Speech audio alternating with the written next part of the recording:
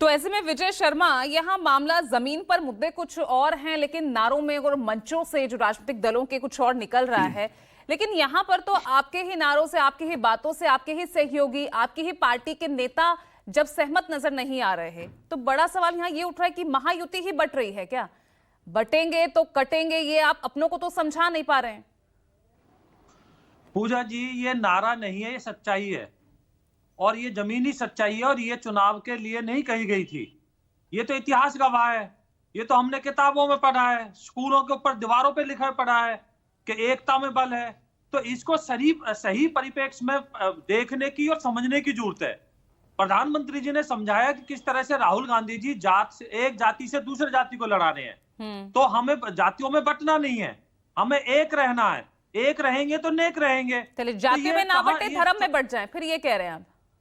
नहीं, धर्म में बांटने का, जातियों में बांटने का तो कांग्रेस का रहा है, इतिहास रहा है। उन्होंने धर्म के आधार पे, जातियों के आधार पे बांटा है। हम तो कहते हैं, हमारी आप योजनाएं देखिए ना। अगर आप आवास योजना देखेंगे, आप उज्ज्वला योजना देखेंगे, आप उसके बाद में किसान निधि योजना देखेंगे, कहीं है धर्म के आधार पे बंटवारा? आप बताइए मुझे। अगर हम कोई भी किसी तरह की पॉलिसी लाते हैं गरीबों के लिए, अगर हम 80 करोड़ लोगों को राशन दे रहे हैं, क्या धर्म के आधार पे भेदभाव करते हैं क्या हम?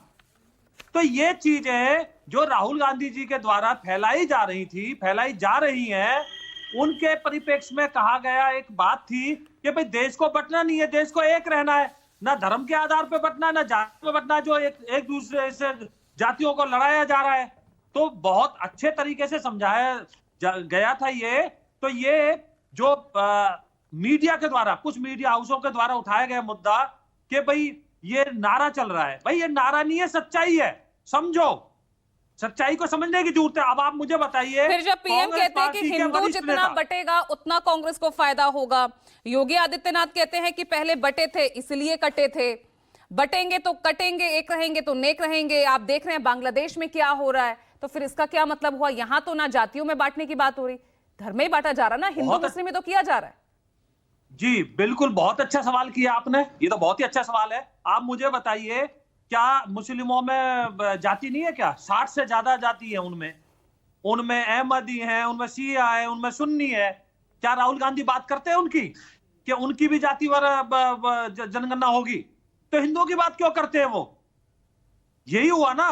तो यही तो हम समझाने की कोशिश कर रहे हैं, जो आपने क्वेश्चन किया है। यही तो मूल मंत्र है बीजेपी का, भाई जातियों में बंटना अच्छा, नहीं तो है। आप एक है तो नेक है, आप मुस्लिमों को भी कह रहे हैं कि वो भी जातियों में ना बटे? बिल्कुल रहे, पूरा देश एक रहे, किसी को बंटने की क्या है? अगर हम बटेंगे, बांग्लादेश में आपने देखा है धर्म के आधार पर किस तरह से वो माता बहनों की इज्जत लूटी जा रही है, सूली पर लटकाया जा रहा है, मंदिरों को तोड़ा जा रहा है। 10% आरक्षण वो मुस्लिमों को दे दिया जाएगा, फिर ये सब क्या था? उलेमा बोर्ड की तरफ से जब मांगे रखी गई तो क्यों सवाल उठाए गए एमवीए पर? हाँ, तो धर्म के आधार पे हम कौन सा अरे पूजा जी, मैं तो यही कह रहा हूं कि हमें धर्म के आधार पे नहीं बंटना। हमारे यहाँ प्रजा में भेद नहीं है, हम तो धर्म के आधार पर देते ही नहीं है कुछ भी। मैंने आपको योजनाएं गिनवाई, और योजना गिनवा देता हूं मैं बहुत सारी। जो हम आवास योजना, पक्के मकान देते हैं, आप देखिए ना उत्तर प्रदेश में कितने मुस्लिमों को मकान मिले हैं। वहां हमने धर्म के आधार पर भेदभाव किया क्या? संविधान इजाजत देता है क्या धर्म के आधार पर आपको आरक्षण देने का? मैं यही तो कहता हूं, राहुल गांधी जी जो किताब लेके घूमते हैं, अगर उसको पढ़ ले तो ज्यादा बेहतर होगा। आप तो कहते हैं ना वो पन्ने खाली हैं, लेकिन आप तो कह रहे हैं उसके अंदर पन्ने खाली हैं। हाँ, तो अब उन्होंने ले ली ना किताब दूसरी, पहले पन्ने खाली थे, मीडिया रिपोर्ट में कुछ आई थी देखने के लिए, तो वो पढ़ते थोड़ी है, वो तो दिखावे के लिए लाते थे। जिस किताब को लेके घूमते हैं, जो उनके जनक है बाबा साहब अम्बेडकर, उनका अपमान जितना कांग्रेस पार्टी ने किया आज तक किसी ने नहीं किया। भारत रत्न उन्होंने दिया क्या? खुद ले लिया जीवित रहते हो इंदिरा गांधी जी ने, जवाहरलाल नेहरू जी ने। आप क्यों संविधान और आरक्षण के नाम पर आप में इतना डर क्यों आ गया कि आपको बटेंगे तो कटेंगे कहना पड़ गया? अरे भाई, कोई भी होगा, हम तो डटकर मुकाबला करेंगे। कोई अगर संविधान को कमजोर करने का काम करेगा तो हमारी ये जिम्मेवारी है। कोई संविधान को छू नहीं सकता। तो ये कह रहा था ना भाई, 400 पार का नारा आप दे रहे थे, संविधान बदलने की कोशिश आप कर रहे थे। संविधान बदलने की तो और रिजर्वेशन खत्म करने की तो राहुल गांधी जी बोलते हैं, अमेरिका में बैठ कर बोलते हैं, यूके में बैठ कर बोलते हैं।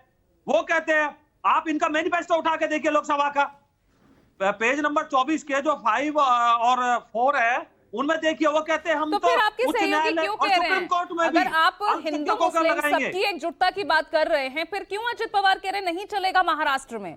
क्यों अशोक चौहान कह रहे हैं नहीं काम करेगा जमीन पर? तो पूजा जी वो चुनाव के बारे में बोल रहे हैं, हमारा चुनाव के बारे में नहीं, हमारा तो जमीनी सच्चाई के बारे में बोलना है कि भाई एक रहिए नेक रहिए, हमें बंटना नहीं है। ये जो डिवाइड एंड रूल वाली जो ये पार्टी बैठी है कांग्रेस पार्टी, जिसने इतने लंबे समय तक इसी तरह से राज किया था, फूट डालो और राज करो, जो अंग्रेज छोड़ गए थे वही नीति अपना रहे थे। आपने जम्मू कश्मीर में देखा नहीं, इनके प्रभारी जो है कांग्रेस के, वो कहते हैं हम घुसपैठियों को भी देंगे संसाधनों में सारी सुविधाएं देंगे। तो ये देश के संसाधनों पे जो डाका अरे मारने की कोशिश घुसपैठिए वाले मुद्दे पर तो आजसू का भी रिएक्शन आ गया है ना, वाकिफ होंगे उससे भी? आपकी सहयोगी पार्टी झारखंड में आजसू घुसपैठिए मुद्दे को लेकर वो भी सहमत नहीं है। भले ही सहमत ना हो, बीजेपी का बिल्कुल क्लियर मत है, हम घुसपैठियों को बाहर निकालेंगे और निकाल कर रहेंगे।